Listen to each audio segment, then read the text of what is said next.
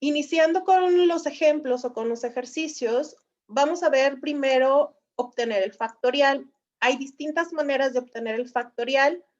La más común, la más fácil y la que en la mayoría de las versiones de Haskell les va a poder interpretar es esta. Eso es importante, la parte de interpretar. Recordar que Haskell es un compilador.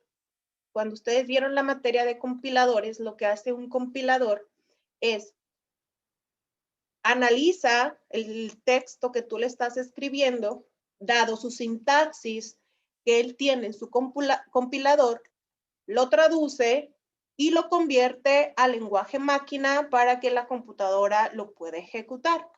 Entonces, es muy importante cuando ustedes hablan de sintaxis en los lenguajes de programación, porque el compilador dice, estas son las únicas reglas de sintaxis que yo conozco. Por eso les comento, muchas veces las versiones de cualquier compilador hace que una u otra versión no detecte ciertos tipos de datos. Y puede ser lo que les he estado pasando. Entonces, la que sí debe de funcionarles es esta, que es la más sencilla. Factorial de 3, recibe un entero, devuelve un entero. Y recordar que en una lista yo le puedo indicar lo que estoy recibiendo, que es n, hazme una multiplicación, eso es un producto, desde 1 hasta n. Recordar nuevamente que el factorial es multiplicar el número, si te dan 5, 5 por 4, por 3, por 2, por 1 y así sucesivamente. Si ustedes hacen esto o hacen esto, también es válido porque él detecta que es un decremento que desde n multiplica hasta que sea 1. Las dos opciones son correctas. Y para Haskell, cuando le ponemos los dos puntos, él sabe que es una secuencia. El otro estilo que también no les debió haber marcado error debe ser estos dos. Recibe un entero, devuelve un entero. Si lo que recibes es un 0, entonces pon 1. Y aquí empezamos a hacer la recursividad.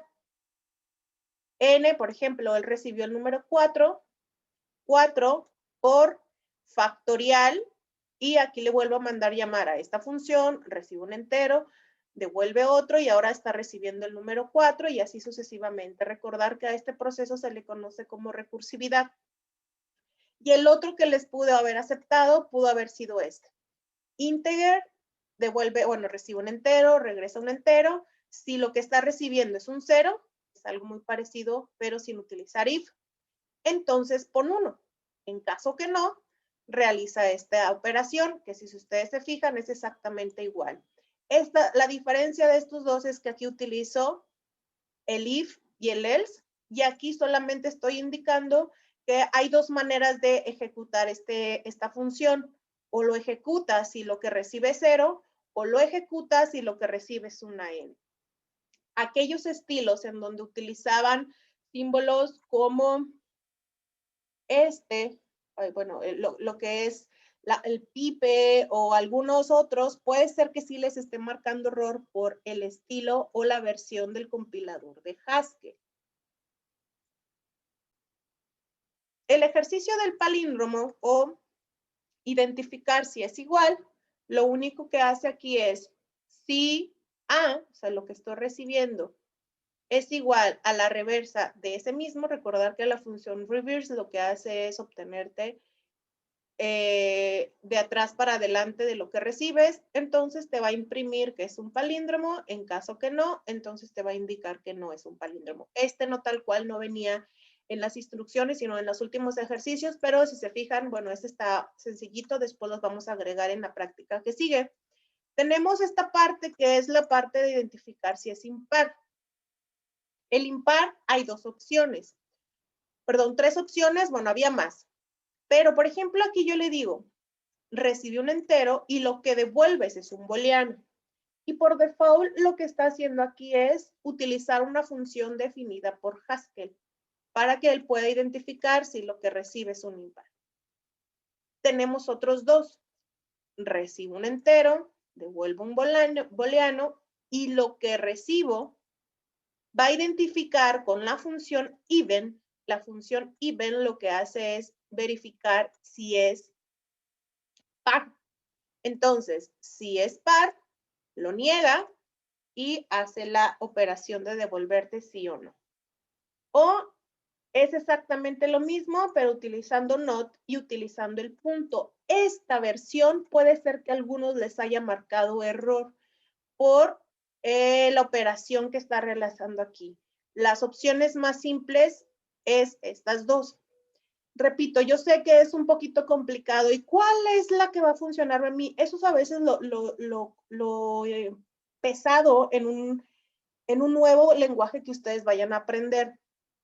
El asegurarte las versiones y al asegurar cuál es la sintaxis de mi versión. Por eso, en la documentación de cada uno de los frameworks, de los lenguajes, tiene mucho que ver la documentación que ahí les proporcionan para asegurarte cuál es su correcta sintaxis. Muchas de las veces, y más ahorita en estos tiempos, cuando ustedes desarrollan web, existen diferentes, por ejemplo, si me voy con Laravel o con KPHP o con Django, existen distintas versiones de los frameworks. Y si yo tengo una versión del 5 y resulta que voy a hacer la 7, hay muchas cosas nuevas que ustedes tienen que checar en la documentación que ya no les va a funcionar. Entonces, sí es importante tratar de hacer un poquito más estándares y estas son las que no creo que les haya marcado ningún error para que les funcione.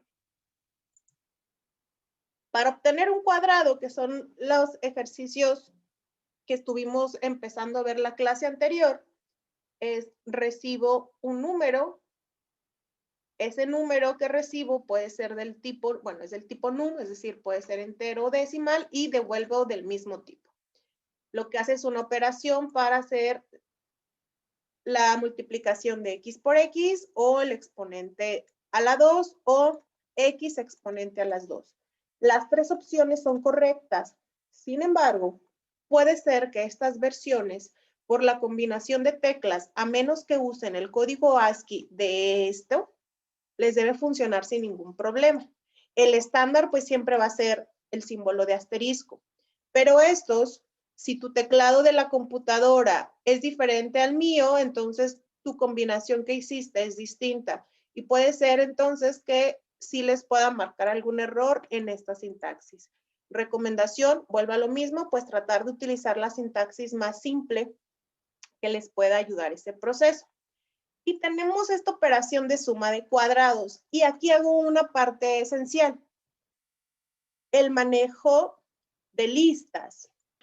Regresando con el proceso de listas, hay que recordar que una lista pues es un conjunto de números, un conjunto de caracteres, es un conjunto de datos, ¿sí? Trabajar con listas nos va a permitir a nosotros incluir ya no solo un valor, sino un número indefinido de valores dependiendo del tamaño de la lista. La clase anterior habíamos visto esta primera instrucción, let. La palabra let significa que yo voy a asignarle a una variable el valor de una lista. Recordar, let es única y exclusivamente para utilizarse en una lista. Si yo hago esto, lo que estoy asignando es esta lista, la asigno a una variable llamada los numbers y ya después la variable los numbers va a tener guardado el contenido de esa lista. Otro de los puntos esenciales de una lista es una concatenación. La concatenación de una lista la podemos hacer con el símbolo de más más.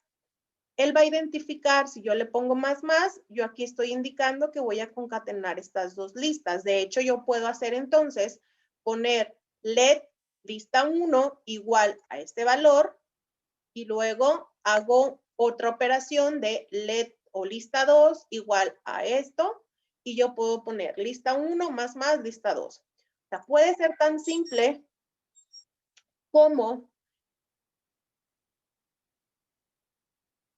el poner las dos listas tal cual o utilizando ya, renombrando las listas y utilizar las variables. Esto es una cadena.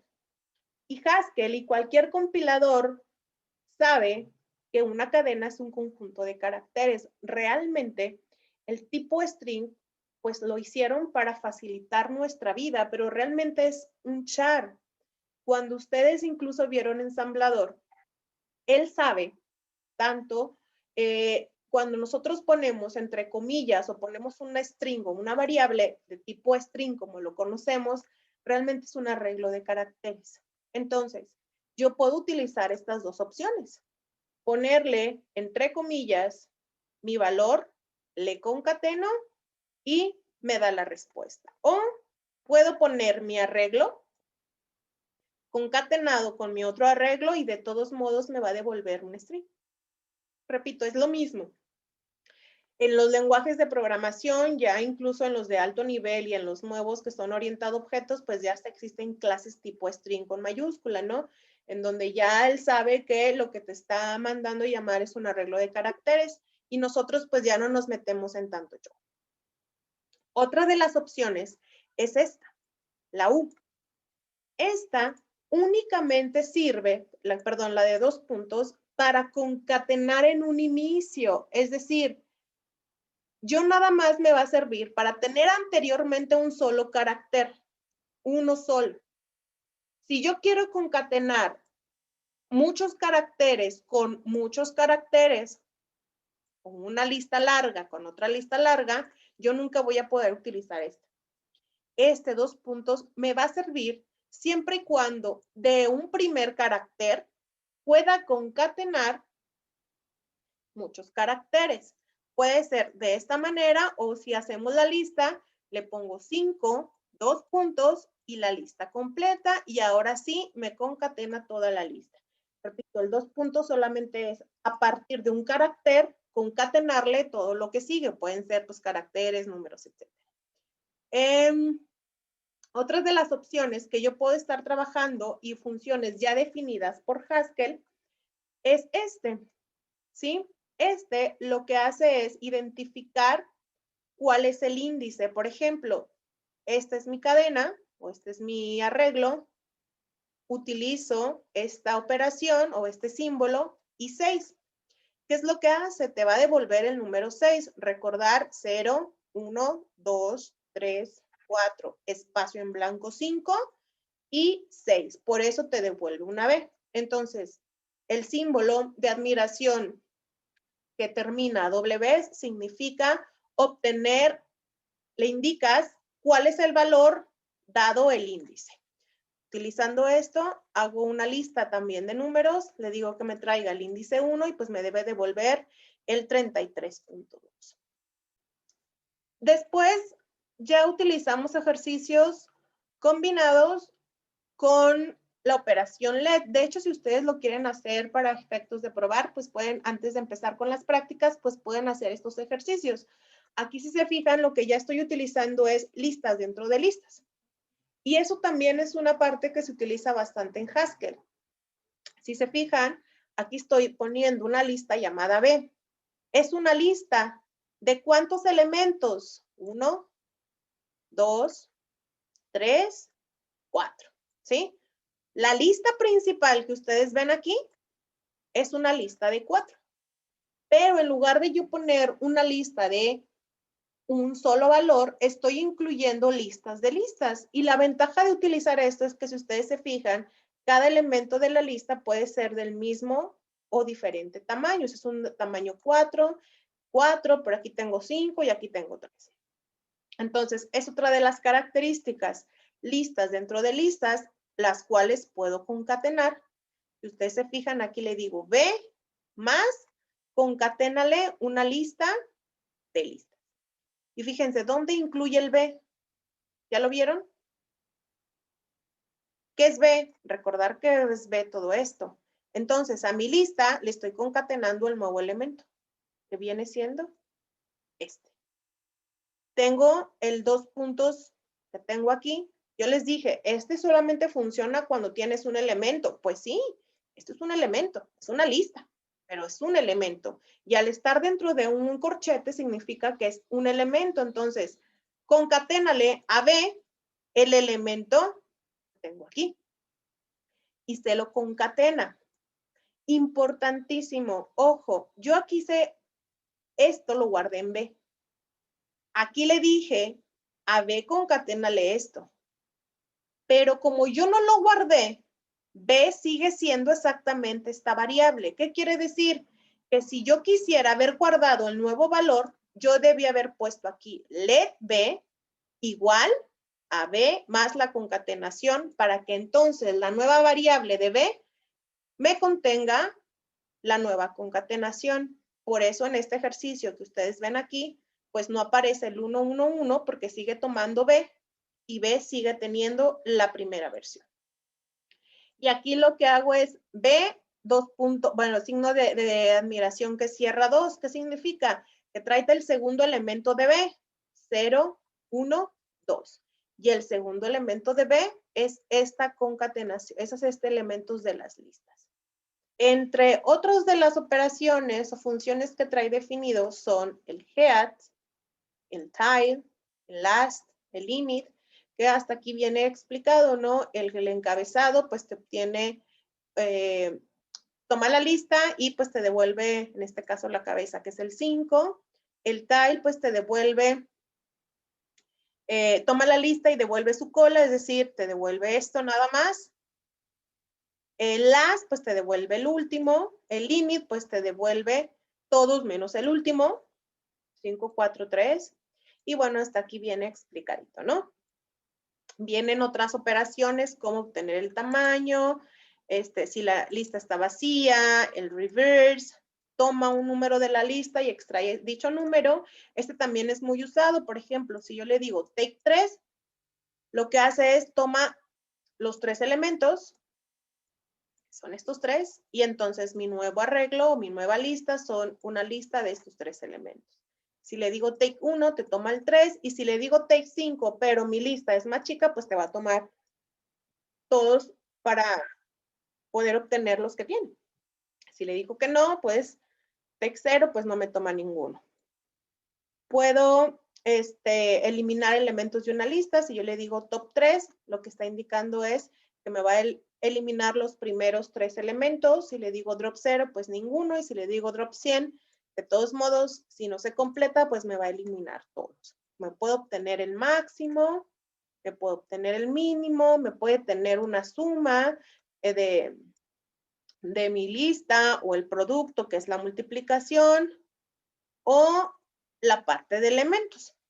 La parte de elementos lo que hace es 4lm, y este es otro de los puntos. Este simbolito puede darse el caso que también, dependiendo de su combinación de teclas, no les funcione. Entonces, busquen la combinación de ASCII de este símbolo y traten de usarlo de esta manera.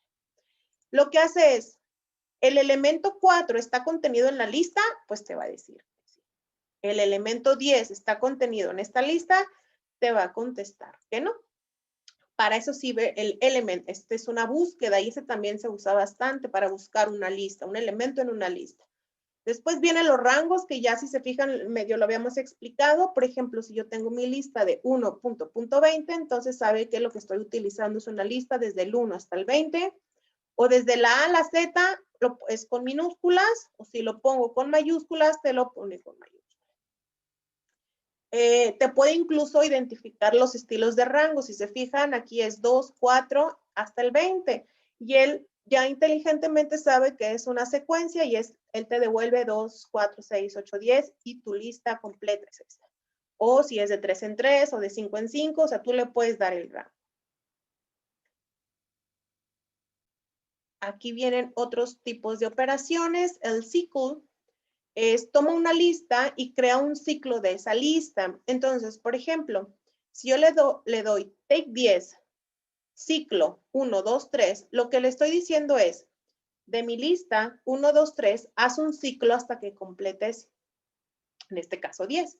Por eso hace 1, 2, 3, 1, 2, 3, 1, 2, 3 y le pone, ¿sí? O si le pongo ciclo de la LOL hasta que complete 12, 3, 6, 9 y faltaría, bueno, aquí sería la otra que son 12. Esto es para hacer un repeat y retomando este ejercicio de la suma de cuadrados utilizando listas, aquí hay una operación muy importante que se llama map. Esta función map de Haskell lo que hace es mapear una lista Es decir, haz un recorrido. Yo aquí le estoy diciendo de recibo una lista de enteros y devuelvo un solo entero porque me va a hacer una operación de sumar los cuadrados. ¿Qué es lo que estoy haciendo aquí? Mi elemento, vamos a suponer que yo estoy recibiendo 1, 5, 6, 1, 2, 4, 6. ¿Sí? Esta es mi lista. Entonces, lo primero que hace es suma. Me está diciendo que sumes esto. ¿Sí? Sin embargo, la operación dice, suma los cuadrados de esto. Esta suma que viene aquí, viene entre paréntesis con esto que tengo aquí. ¿Sí? Esa es la parte. Entonces, ¿qué es lo que hace el map? Esta partecita de map es hacerle un recorrido a esta lista. Cuadrado. ¿Sí? En conclusión, el map me sirve para cuando tú quieras mandar llamar a una función, que es la que tengo aquí, hace el recorrido a la lista. Dice, obtén el cuadrado de 1. Y entonces va a esta función que está arriba y obtiene el cuadrado de 1. El cuadrado de 1, pues 1. Ah, pero como tiene un mapeo aquí, este mapeo lo que está haciendo es, ahora pásate al siguiente elemento de la lista. Este mapeo te guarda en una parte de su memoria temporalmente el resultado de este ejercicio porque obviamente sabe que vamos a hacer una suma. Y entonces él hace 2 por 2, 4, más el 1 que ya tenía, entonces lo va guardando en memoria. Como sigue viendo que tiene un map, pues vuelve a hacer la operación que sigue, saca el cuadrado de 4 y lo guarda más los que ya tenías y así sucesivamente. Map detecta que ya no hay ningún elemento de la lista y entonces te da o te devuelve la respuesta de esta suma. El map, muchachos, es muy usado en Haskell y lo vamos a usar bastante en los siguientes ejercicios. ¿Y por qué les comento esta de parte de map? Porque entonces aquí ya utilizamos algo similar. Hacemos listas o hacemos recorridos. El problema es que también al utilizar distintos ejercicios o, perdón, distintos símbolos, llega un momento en que algunas versiones de Haskell no los detectan. ¿Qué operación utilizando exactamente esta misma lista? ¿Sí? El primer elemento es un 1, entonces hace la operación de 1 por 1, más le vuelve a mandar llamar a esta suma de cuadrados, ¿sí? Pasándole XS, y XS es el siguiente elemento que viene siendo 2. Y al decir XS, pues estoy enviando estos dos y vuelvo a hacer la operación de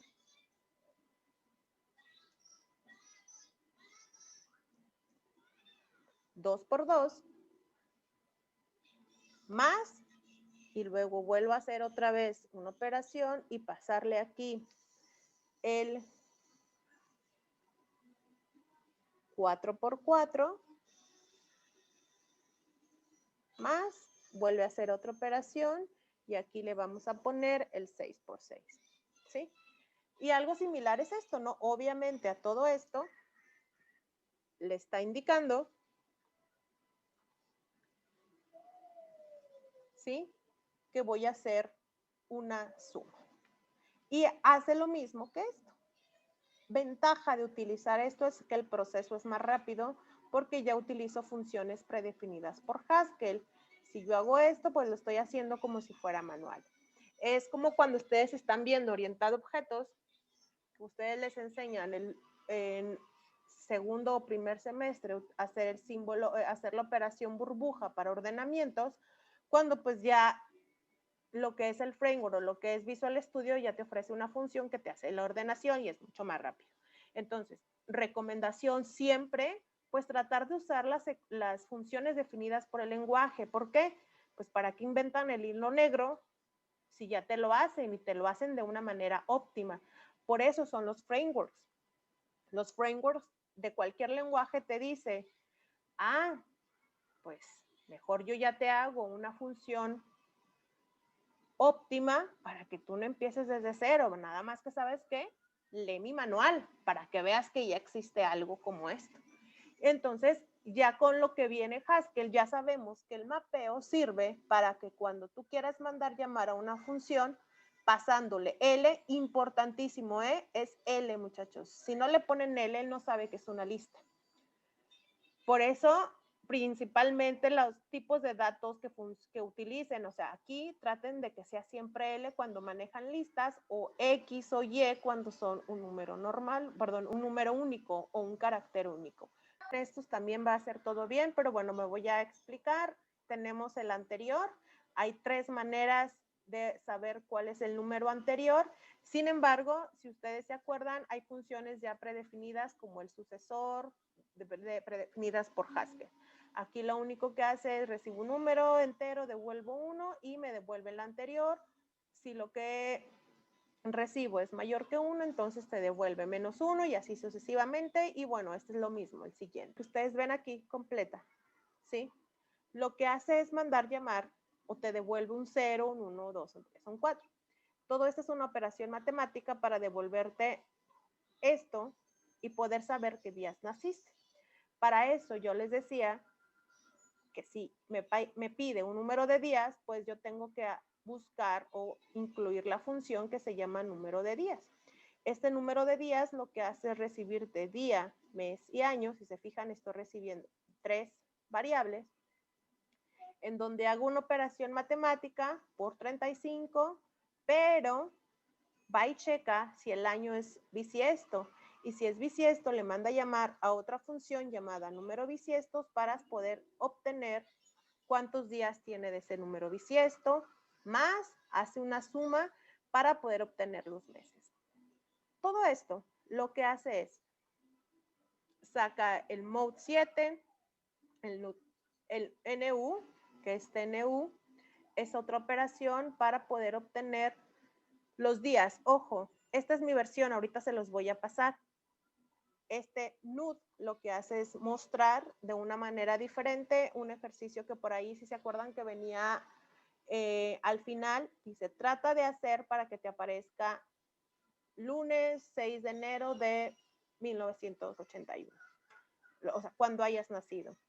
Si yo lo dejo como venía exactamente en el ejercicio, lo único que te devuelve es lunes. Y el ejercicio del punto número o el punto último decía que ahora te devolviera toda la fecha completa. Entonces, para eso son estos. Obtengo el día de la semana y luego le concateno NUD. Este NUD lo que hace es recibe el día, por ejemplo, 6, y lo único que hice es conviértemelo a string. Esta parte es bien importante. La función show es muestra de, pero le tengo que decir que me devuelva un string para que al final, si ustedes se fijan, me dice, esta función me devuelve lunes. Ah, pues aquí tengo, lunes. Más NUD. En este caso yo nací el día 1 y lo que hace es lunes 1, ¿sí? Pero ya en string. Más concaténale D, la palabra D, más concaténale M, mandándole llamar a una función. Lunes D, y le manda llamar a la función M. En este caso yo soy de junio y me va a imprimir junio. Más concaténale nuevamente la palabra de, más concaténale el año convertido a string de 1981. Y este era el ejercicio para poder obtener el último punto. Este día de la semana lo que hace es devolverte qué día de la semana naciste. Igual, repito, no nos vamos a meter en toda la lógica porque la verdad el que hizo este ejercicio de la lógica, pues sí hizo toda la operación matemática, para eso son las funciones, toda la operación matemática para poder obtener el número que me permitiera saber qué día de la semana naciste, lunes. Y ya lo único que hace aquí pues es concatenarle para poder obtener tu fecha de nacimiento completo.